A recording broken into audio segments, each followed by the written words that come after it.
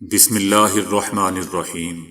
السلام علیکم دوستو، دنیا بھر کی بریکنگ اور سلیکٹڈ نیوز میں آج آپ سنیں گے، لیکن اس سے پہلے اگر ہو سکے تو لائک اور سبسکرائب کا بٹن ضرور دبا لیں۔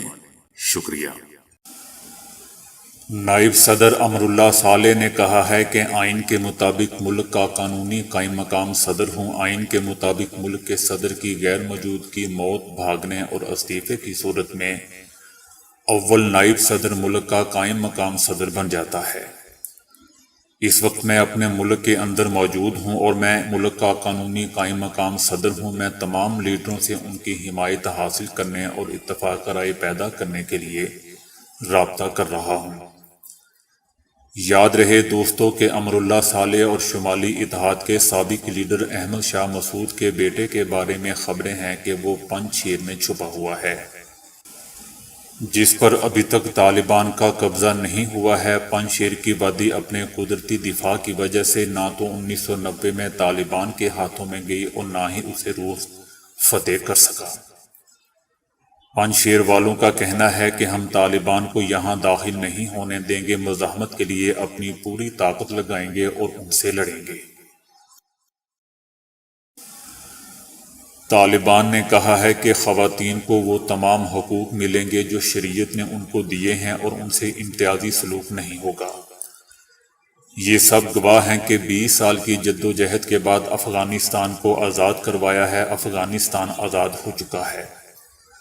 سب کا تحفظ کرنا ہماری ذمہ داری ہے۔ بین الاقوامی برادری کو یقین دلایا گیا ہے کہ سفارت خانوں اور امدادی اداروں کا تحفظ یقینی بنایا جائے گا۔ یہ یقین بھی دلایا گیا ہے کہ افغانستان کی سرزمین کو کسی ملک کے خلاف استعمال نہیں ہونے دیا جائے گا۔ ایسی خبریں ہمیں بدنام کرنے کے لیے پھیلائی گئیں کہ ہم گھروں میں داخل ہو رہے ہیں۔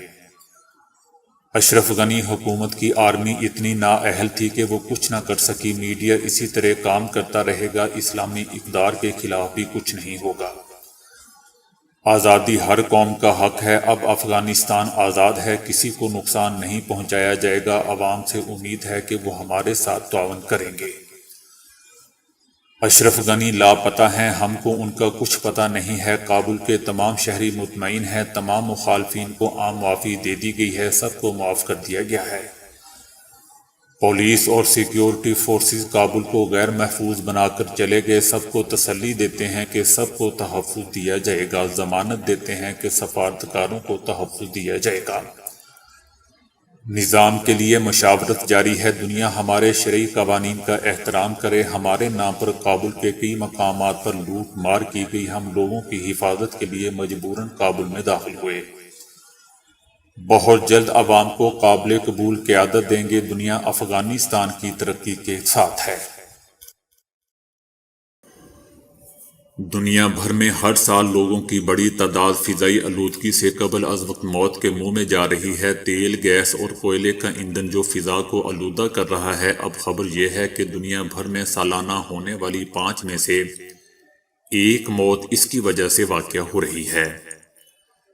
ایک جانب تو اس سے فضا میں گرین ہاؤس گیسیں پیدا ہوتی ہیں جو ماحول کو مزید تپش کی جانب دھکیل رہی ہیں۔ دوسری جانب ایندھن کے جلنے سے PM2.5 یعنی 2.5 مائکرون تک کے باریک ذرات بنتے ہیں، جو تنفس، دل اور بلڈ پریشر سمیت کئی بیماریوں کی وجہ بن رہے ہیں۔ یہاں تک کہ فالج اور قبل از وقت اموات میں بھی ان کا کردار ثابت ہو چکا ہے۔ آلودگی کے ان ذرات سے صرف سال 2018 میں جتنی عالمی اموات ہوئیں، ان میں 18% کردار اس آلودگی کا ہے جو ایندھنوں کے جلنے سے پیدا ہو رہی تھی۔ اسی طرح 2018 میں 87 لاکھ افراد فضائی آلودگی کے ہاتھوں لقمہ اجل بن گئے۔ سائنسدانوں نے پوری دنیا کا 3D ماڈل بنایا ہے جس میں فضائی کیمیا کا تفصیلی جائزہ لیا گیا ہے۔ تحقیق کے مطابق پاکستان، چائنا، بھارت، امریکی مشرقی علاقوں، یورپ اور جنوب مشرقی ایشیائی ممالک اس آلودگی سے زیادہ متاثر ہو رہے ہیں اور فضائی آلودگی سے اموات کی شرح بھی انہی علاقوں میں بہت زیادہ ہے۔ جیکٹ اور بعض جوتوں میں لگی زپ ایک وقت کے بعد کام چھوڑ دیتی ہے اور ہینڈل کو اوپر کی طرف کھینچنے سے بند نہیں ہوتی۔ اب ایک موچی نے ایسی خراب زپ کو ٹھیک کرنے کا ایک انتہائی آسان طریقہ بتا دیا ہے۔ سوشل میڈیا پر پوسٹ کی گئی ایک ویڈیو میں یہ موچی ایک جوتے کی زپ ٹھیک کر کے دکھاتا ہے۔ موچی بتاتا ہے کہ زپ کا ہینڈل زیادہ استعمال کی وجہ سے کھل جاتا ہے، جس کے سبب زپ بند نہیں ہوتی، اور وہ زپ کے ہینڈل کے دونوں طرف پلاس رکھتا ہے اور پلاس کے اوپر ہتھوڑی سے ضرب لگاتا ہے، جس سے زپ دوبارہ کام کرنے لگتی ہے۔ یہ ویڈیو ایک ٹک ٹاکر اکاؤنٹ پر پوسٹ کی گئی تھی جو تیزی سے وائرل ہو رہی ہے اور 2 دن میں اسے 3 لاکھ سے زائد لوگ دیکھ چکے ہیں۔ شاید آنے والے برسوں میں آپ اپنے کمپیوٹر پر ایسے افراد سے بھی گفتگو کر سکیں گے جنہیں اس دنیا سے گئے ہوئے کئی سال ہو چکے ہوں۔ مائیکروسافٹ کا نیا سافٹ ویئر اسی خیال کو حقیقت میں بدلنے کی جانب ایک قدم ہے۔ مائیکروسافٹ کارپوریشن نے گزشتہ ماہ دسمبر 2020 میں ایک ایسا سافٹ ویئر پیٹنٹ کرانے کی درخواست کی ہے جو کسی بھی چیٹ بوٹ کو زندہ یا مردہ انسانوں کے انداز میں تحریری تبادلہ خیال کرنے کے قابل بنائے گا۔ دوستو، یاد رہے کہ چیٹ بوٹ ایسے خودکار سافٹ ویئر ہوتے ہیں جو خودکار طور پر چیٹنگ کرتے ہیں۔ مثلا کسی کمپنی کا چیٹ بوٹ جو صارفین کے تحریری سوالوں کے خودکار انداز میں جواب دیتا ہے۔ بظاہر ایسا لگتا ہے کہ مائیکروسافٹ انہی چیٹ بوٹس کو مصنوعی ذہانت کے ذریعے مزید ترقی دے کر زیادہ حقیقی اور زیادہ انسان نما بنانے کا خواہش مند ہے۔ مائیکروسافٹ کا نیا چیٹ بوٹ کسی شخص کی سوشل میڈیا پوسٹ، تبصروں، تحریروں، ویڈیوز اور اسی طرح کا دیگر مواد استعمال کرتے ہوئے پہلے اس کی شخصیت سے واقف ہوگا اور پھر خودکار انداز میں اس کی ہو بہو نقل کرتے ہوئے دوسروں سے چیٹنگ کرے گا۔ ممکن ہے کہ یہ چیٹ بوٹ اس شخص کا روپ دھار لے جو اس دنیا میں نہ رہا ہو، بلکہ صرف اس کی سوشل میڈیا باقیات ہی انٹرنیٹ پر رہ گئی ہوں۔ آسٹریلیا کے گھنے جنگلات میں بھٹک جانے والے شخص کو 18 دن بعد بازیاب کروا لیا گیا ہے۔ 6 جنوری 2021 کو 58 سالہ رابرٹ کو کوئنز لینڈ کے ایک ہوٹل سے باہر نکلے اور واپس نہیں آئے۔ پولیس نے ان کی تلاش میں گھنی جھاڑیاں، دریا اور ڈیم کا پورا علاقہ چھان مارا، لیکن وہ نہیں ملے۔ تاہم 18 دن بعد ایک دوسرے شخص نے انہیں اس وقت ڈھونڈ نکالا جب وہ دریائی ڈیم کے کنارے بیٹھے تھے۔ وہ رات کے وقت ہوٹل واپس لوٹ رہے تھے کہ ٹریفک سے بچنے کے لیے انہوں نے جنگل میں شارٹ کٹ رستہ اختیار کیا تاکہ کچھ فاصلہ طے کر کے دوبارہ روڈ تک پہنچا جا سکے۔